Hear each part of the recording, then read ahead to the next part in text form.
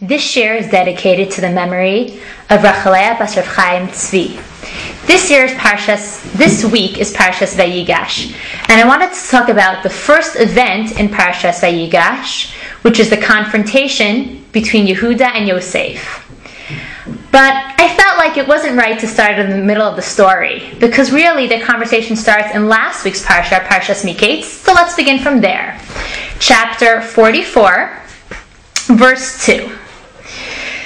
The brothers are about to leave Yosef. They've brought Binyamin down. Yosef has met Binyamin. He's giving them gifts. And now they're leaving with Binyamin and with their food, and apparently cleared of all suspicions. Let's begin. Verse 1, chapter 44. Vayitzavet asher al beito lemor maleit amtachot hanashim ochel kasher yochlon se'et. Now Joseph, commands the person who's in charge of his house, the household manager, to fill up the brothers' sacks with as much food as they can carry. And then he tells him, V'sim kesef ish b'fiam tachto, and put each man's money, the money they brought to pay for the food, back in their sack. V'et gvi'i, gvi'a ha-kesef, and my goblet, my silver goblet, tasim b'fiam tachat hakaton, put in the mouth of the youngest one's sack, that kesef shivro, and the money that he brought to pay for his food. Vayas kedvar Yosef asher diber, and he did like Yosef's words that he commanded. So although the brothers think that they are cleared from all suspicion, they don't know that Yosef is actually setting them up and is framing them, actually framing Binyamin, that Binyamin stole his silver goblet. Continuing, verse 3. Haboker or, the morning rose, is light. V'hanashem shulchu, and the men are sent, hema v'chamarehem, they and their donkeys. Hein yatzu et ha'ir, they leave the city. Lo harchiku, they didn't get very far. V'Yosef amar l'asher al beito, and now Yosef says something else to the person who's in charge of his household. Kum, get up. Rudov acharei hanashim, run after the people. V'hisaktam, and catch up to them. V'amarta lahem, and say to them, Lama shilamtem ra'at tachas tova, why did you repay good with bad? Halozah asher yishteh adoni bo, behold, the thing that my master drinks of.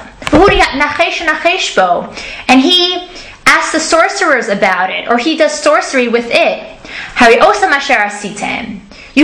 What you have done is bad.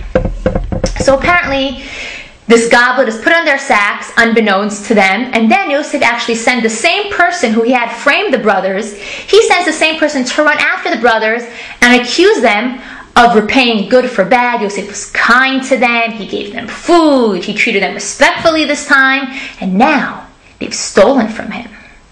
Now, Ramban asks an important question. Do the brothers know that the money was returned in their sack? Why is this so important? Well, because they know that in the past, Yosef has returned the money to them. And in fact, the brothers brought back the money and they said, Yosef, we realized my mistake. Somebody gave us the money. But they didn't say Yosef. They said ruler. Viceroy to Paro. Someone returned our money, was a mistake. And Yosef responded to them, don't worry, it's a gift. Now, if they find the money in their sacks a second time, they'll say, wait, the guy who put the money in last time clearly put the money in this time. And maybe the same person who put in the money also put in the goblet. So they would have some sort of defense against the accusation that they stole the goblet. So Ramban says, therefore, the brothers knew the money was returned. In fact, the Torah says here that Yosef commanded the person in charge of his household that he should fill the brothers' sacks with as much food as they can carry, more than they paid for, but to the limit. So the brothers already saw that they're getting extra food. And according to Ramban, and Sforno agrees with this, they also saw the money being put in their sacks. The only thing they didn't see was the goblet put in. And in this way, the brothers can't accuse someone else of sticking in the goblet, because the answer would be, well, you saw the money being put in your sack. You know what went into that sack. If something else is there, it's not because of us. It's because of you. Now, Ramban also answers that it's possible the brothers did not know the money was returned to them. And the reason for this answer, he says, is because imagine if you were going to a store and you decide to buy some clothing, you take it off the racks, you bring it to the checkout counter, you say, I want to give this as a gift to my friend. Can you wrap it up for me? So in front of your eyes, the cashier is going to wrap up the clothing and put it in the bag. How is it possible, Ramban says, the brothers did not see their food getting filled up, the sack getting filled with food, and everything being put in there? So Ramban explains that there were so many people coming down to Egypt. Remember, that entire area of the Middle East had no food. There was a famine everywhere. Yaakov's sons were not the only people from the land of Canaan that came to get food. We already saw when we explained last week, but it was Parshat Miketz, that the brothers came down among many other people who were coming to buy food. Thousands and thousands of people were coming through Egypt and buying food.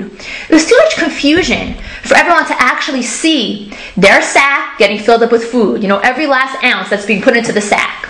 The people just trusted the Egyptians. They used to give their empty sacks to the Egyptians, hand over the money, and then received a closed sack in return.